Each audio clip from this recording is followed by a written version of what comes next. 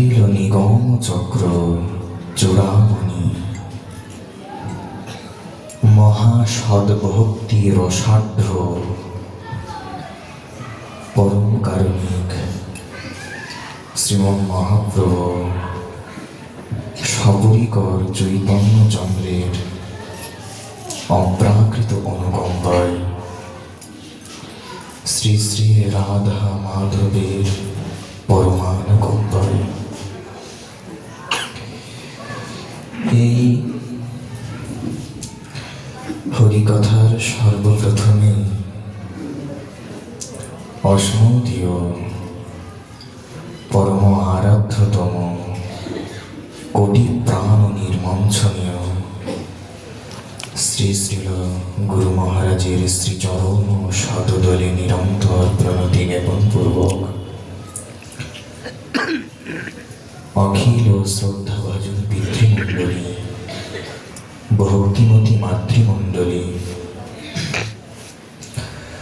সমস্ত ভক্তবৃন্দের চরণ যুগল বারংবার বন্দনা করি।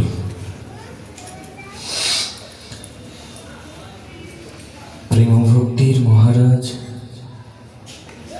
শ্রীল নরোত্তম দাস ঠাকুর মহাশয়,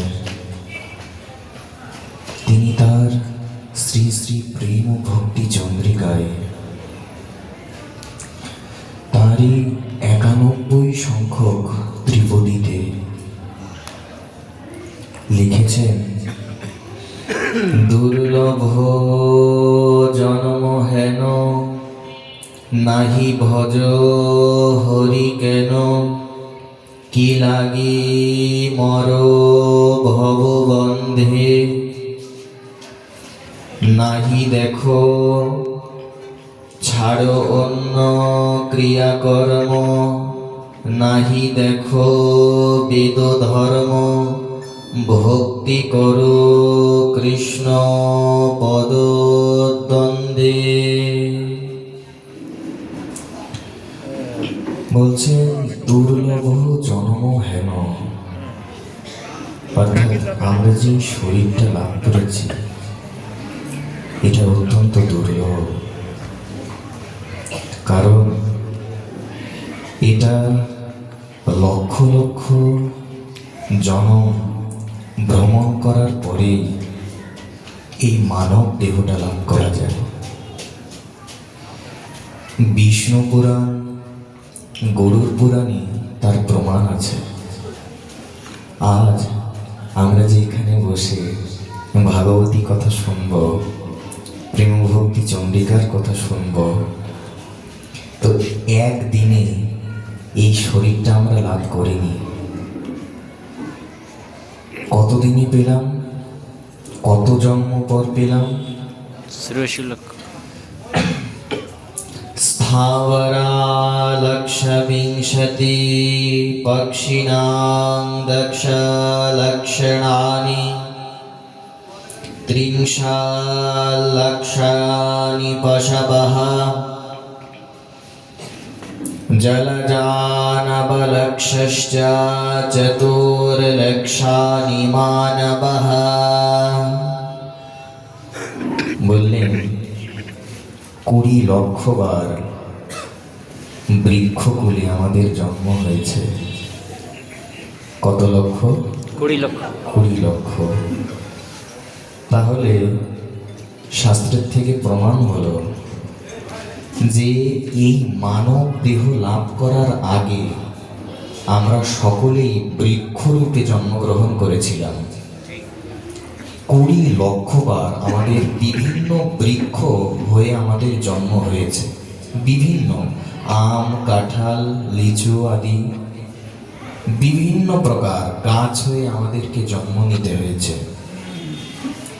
স্থাবরা লক্ষবিংশতি।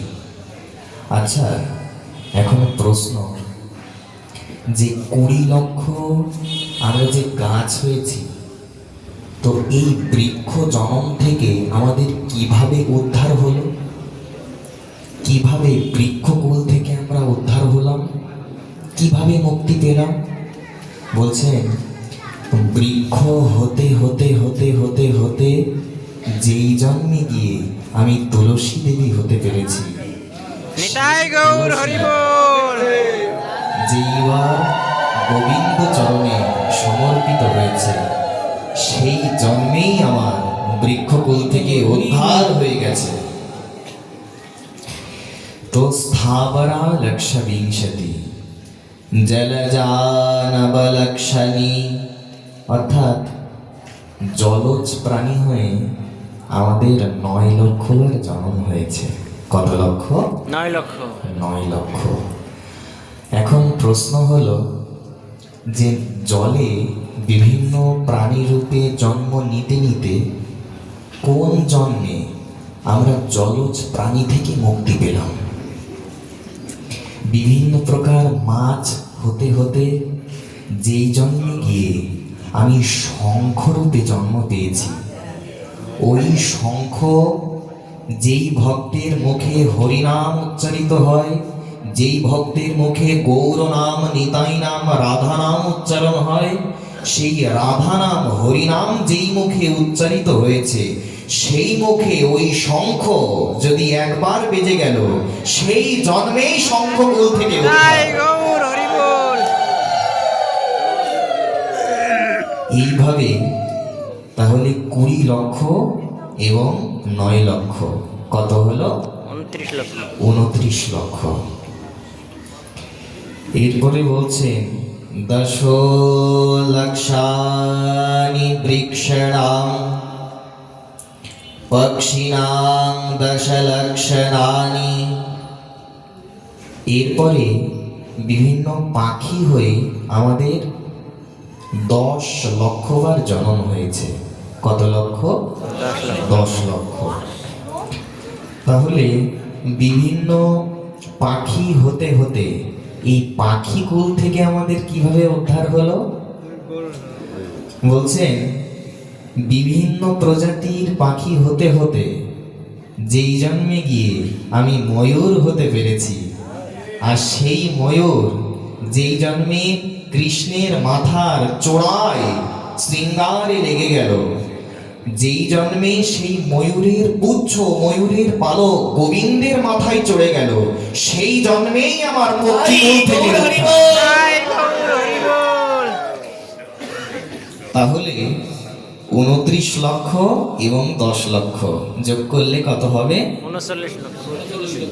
39 লক্ষ। এরপরে বলছেন ত্রিংশাল্লক্ষানি পশবঃ। বিভিন্ন পশুকুলে আমাদের 30 লাখ বার, 30 লক্ষ বার জন্ম হয়েছে। কত লক্ষ? 30 লক্ষ। 30 লক্ষ। এখন বিভিন্ন পশু, যেমন এই যে ছাগল, তারপরে বল কুকুর, বিভিন্ন পশু, বাঘ, সিংহ, হিংস্র, বিভিন্ন প্রকার পশু হতে হতে এই পশুকুল থেকে আমার কিভাবে মুক্তি হলো? শাস্ত্র বলছেন, বিষ্ণু পুরাণ বলছেন, যেই জন্মে আমি পশুর মধ্যে কোন পশু? যেই জন্মে আমি গাভী রূপে জন্ম পেলাম, যেই জন্মে আমি গোমাতা রূপে জন্ম পেয়েছি, ওই গাভীর দুগ্ধ যেই জন্মে গোবিন্দ সেবায়, গৌরাঙ্গের সেবায় লেগে গেল, সেই জন্মেই আমার পশুকুল থেকে উদ্ধার হয়ে গেল। তাহলে 39 লক্ষ এবং 30 লক্ষ কত হলো? 69। এইবার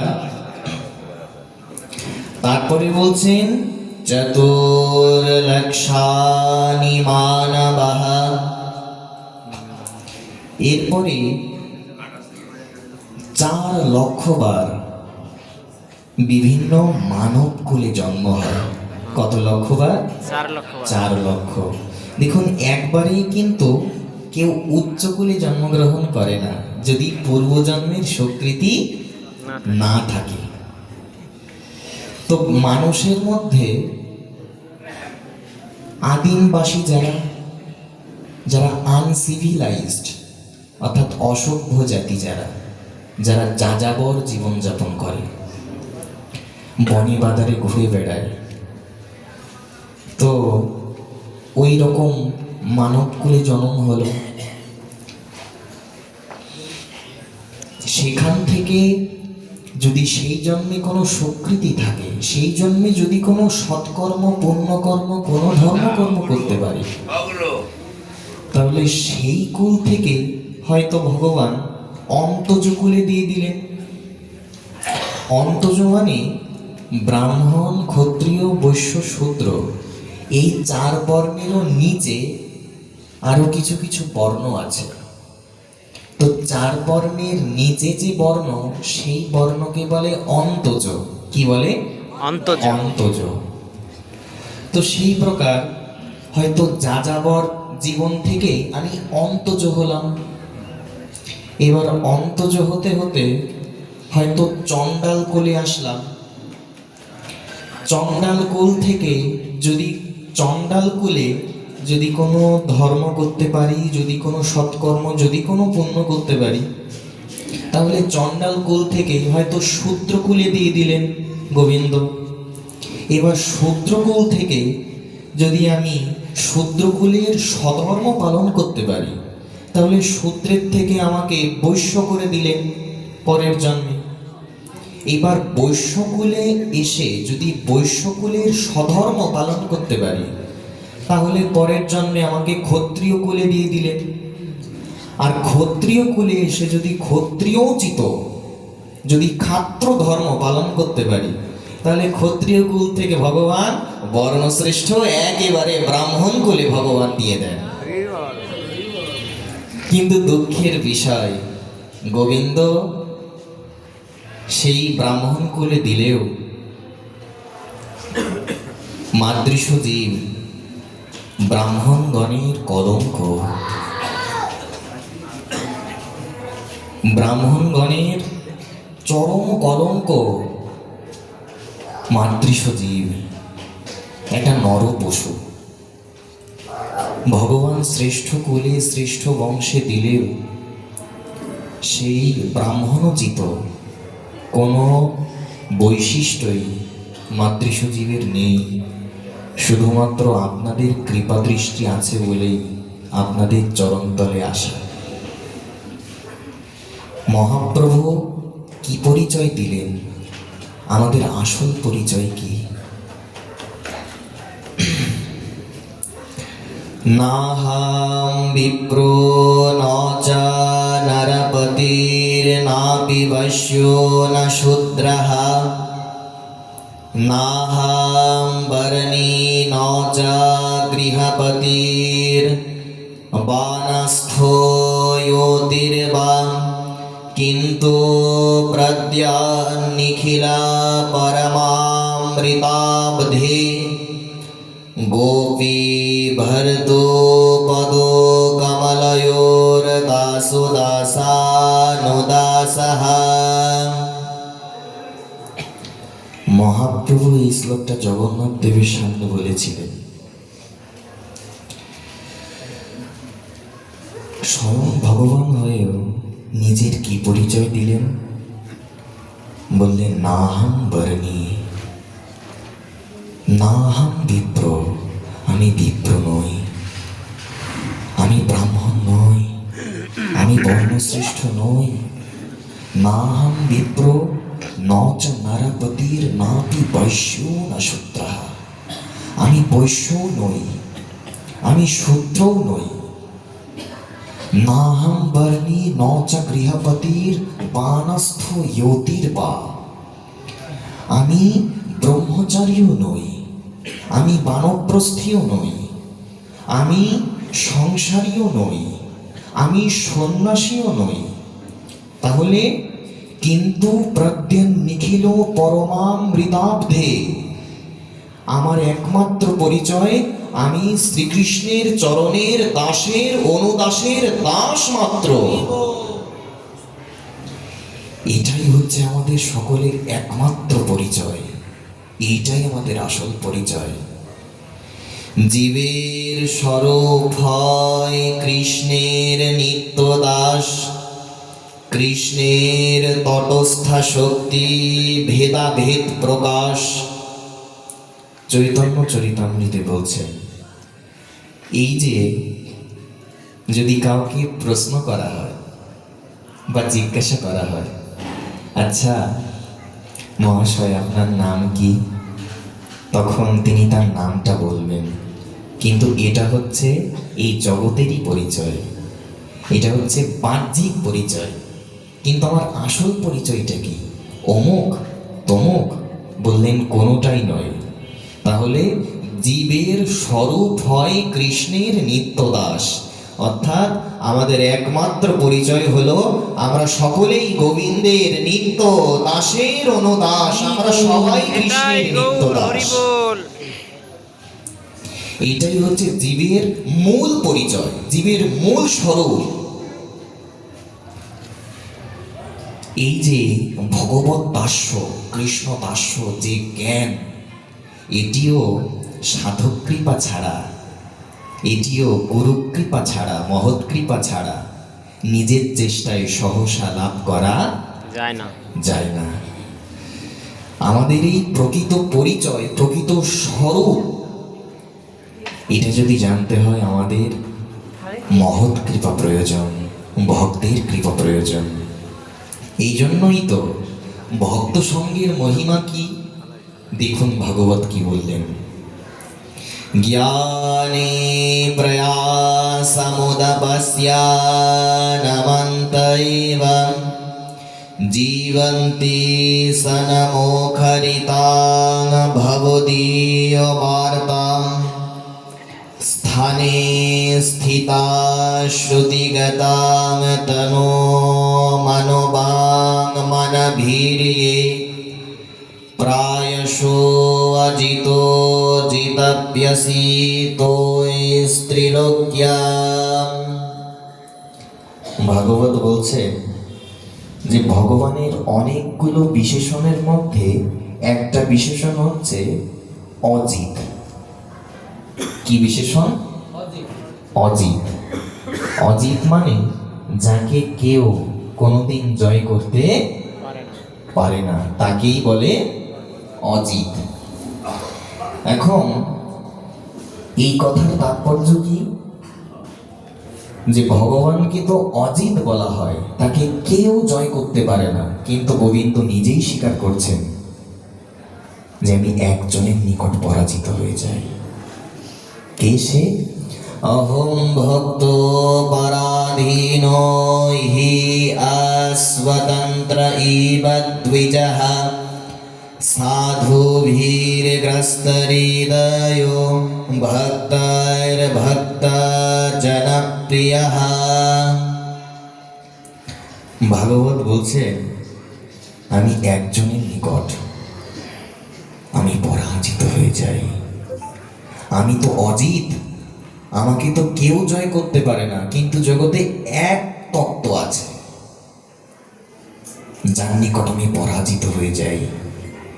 ভগবান নিজ মুখেই বলছেন অহং ভক্ত পরাধীনো হি স্বতন্ত্র ইব দ্বিজঃ। ভগবান নিজেই বলছেন আমি স্বতন্ত্র, আমি কারোর অধীন নই, কিন্তু এই জগতে একমাত্র যারা আমাকেই চায়, যাদের মন আমার চরণে নিবেদন করেছে, যারা তাদের জীবন ও সর্বস্ব যারা আমার চরণে সমর্পণ করেছে, গোবিন্দ যায়। কেমন ভক্ত? এর পরের শ্লোকগুলোতে ভগবান সেটি বলছেন, সাধব হৃদয়াম মহিয়াম সাধুনাম হৃদয়াম ত্বমহম মদন্যতে ন জানন্তি নাহমতিভ্যো মনাগপি। বলছেন যেই ভক্তের একমাত্র লক্ষ্য কেবল গৌর গোবিন্দের চরণ, যার জীবনে আর দ্বিতীয় কোনো লক্ষ্য নেই, কোনো দ্বিতীয়াভিনিবেশ নেই। ভাগবত বলছেন ভয়াম দ্বিতীয়াভিনিবেশতঃ विपारययो स्मृतिः तन्माययतो बुधो आभजितं भक्तैकैशान गुरुदेव तत्मा।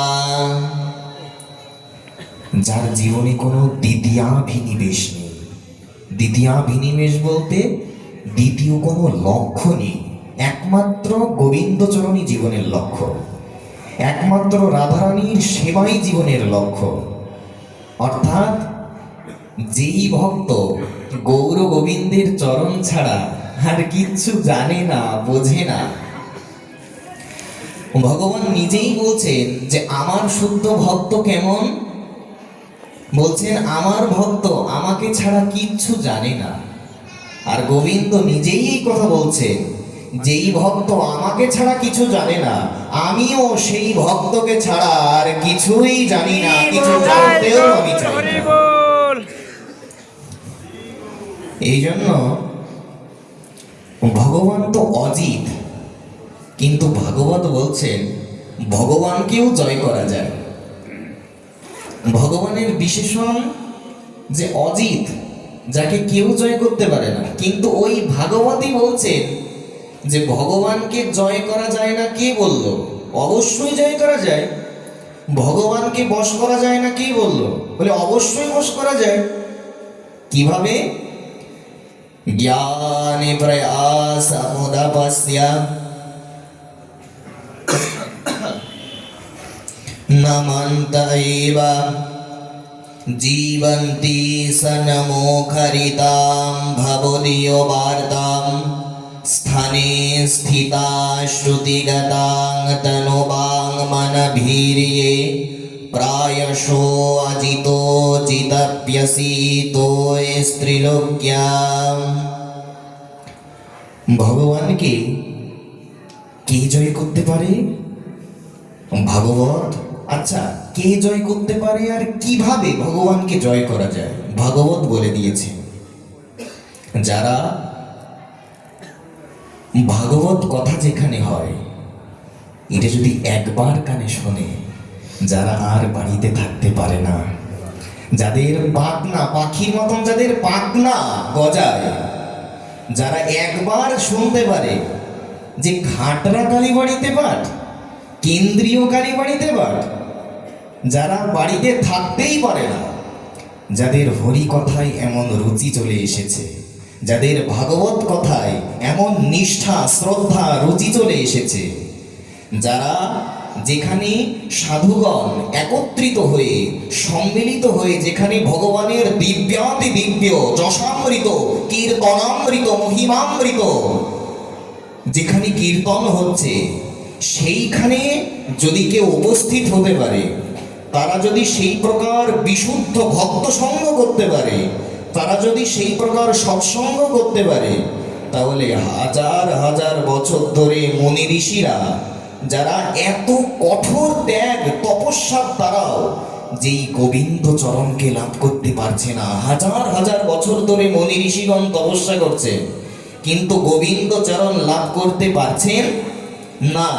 কিন্তু কেউ যদি সৎসঙ্গ করতে পারে, যেখানে সাধুগণ ভগবানের দিব্যাতি দিব্য মহিমামৃত কীর্তন করছে, সেইখানে যদি কেউ যেতে পারে, যদি কেউ সৎসঙ্গ করতে পারে, যদি কেউ ভাগবতী কথা শুনতে পারে, তো হাজার হাজার বছর ধরে তপস্যা করেও যে গোবিন্দ চরণ লাভ করা যায় না, একদিনের হরিকথায় গোবিন্দকে বশ করা যায়। একদিনের হরিকথা গোবিন্দের কৃপা অনায়াসে লাভ করা যায়, যদি আমার মধ্যে একটু শ্রদ্ধা থাকে। শ্রদ্ধাবান লভতে জ্ঞানাম তৎপরঃ সংযতেন্দ্রিয়ঃ জ্ঞানাম লব্ধ্বা পরাম শান্তিম অচিরেণা অধিগচ্ছতি। বলছেন যে সৎসঙ্গে এসে, এই ভাগবত পাঠে এসে সম্পূর্ণ কৃপা কে লাভ করতে পারে? এই পাঠ শুনে দেখুন, ভাগবত বলছেন কেবলমাত্র যদি শ্রদ্ধা ভক্তি নিয়ে, মনোযোগ দিয়ে, মন দিয়ে যদি কেউ পাঠ শোনে, এই পাঠ শুনেই সে ভগবানের কৃপা লাভ করতে পারে।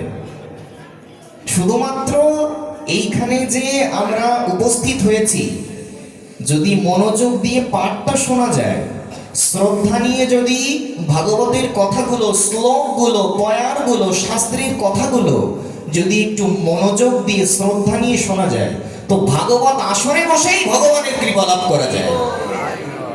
এবং ভগবান সেই ভক্তের নিকট বিকৃত হয়ে যান, বশীভূত হয়ে যান সেই ভক্তের নিকট, সেই ভক্তের দাস হয়ে যান গোবিন্দ স্বয়ং। এত সহজ করে দিয়েছে যে কেবল পাঠ শুনেই আমরা গোবিন্দের অশেষ কৃপা লাভ করতে পারি। এই জন্য কলিযুগের মানুষের সবার একটা প্রশ্ন আছে যে কলিযুগের মানুষ তো অল্প আয়ু, এই অল্প আয়ুর মধ্যে কিভাবে ভগবানকে লাভ করা যায়, কিভাবে এই কলিযুগের মানুষ উদ্ধার লাভ করবে, কিভাবে আমাদের মৃত্যুর পরে সদ্গতি হবে, আমরা কি করলে মৃত্যুর পর আমরা গোবিন্দ চরণ লাভ করব, এটা আমাদের অনেকের প্রশ্ন। শাস্ত্রে আমাদের এর উত্তর দিচ্ছেন, কলো নৃণাং ভবেৎ কেনা মোক্ষায় কথয়স্বমি অল্পিনাপি চ পুণ্যানি মর্তাশ্চল্পায়ুষো যতঃ। এই কথাটা সবাই ধ্যান দিন কথার দিকে। এই কথাটা, এই প্রশ্নটাই শাস্ত্রেও এসেছে যে কলিযুগের মানুষ তো অল্প আয়ু, এই অল্প আয়ু নিয়ে তারা কিভাবে মুক্তি পাবে, কিভাবে তাদের উদ্ধার হবে। এর পরের শ্লোকে বলছেন, সাধু সঙ্গাদ ভবেদ বিপ্রা শাস্ত্রাণং শ্রবণং প্রভো হরি ভক্তি ভবেৎ তস্মাৎ ততো জ্ঞানাম ততো গতিঃ। পদ্মপুরাণ বলছেন, এই কলিযুগে ভগবানকে সন্তুষ্ট করার, ভগবানকে লাভ করার এবং ভগবানের কৃপা লাভ করার সর্বোৎকৃষ্ট, সর্বশ্রেষ্ঠ এবং সব থেকে সহজ উপায় হচ্ছে যেখানে সাধুগণ ভাগবতের কথা বলছেন, যেখানে মহৎ ভাগবতের কথা বলছেন, যেখানে শুদ্ধ বৈষ্ণবগণ শাস্ত্রের কথা বলছেন, যেখানে সাধুগণ একত্রিত হয়ে, সম্মিলিত হয়ে যেখানে শাস্ত্রের আলোচনা করছে, যদি সেই ভাগবত পাঠে কেউ যেতে পারে, যদি সেই ভাগবত আসরে কেউ যেতে পারে, তাহলে মৃত্যুর পরে তাকে আর অধঃপতিত হতে হবে না, তার অধোগতি হবে না, অবশ্যই সে ভগবত চরণ লাভ করবে। তাহলে কতটা সহজ করে দিলেন কিনা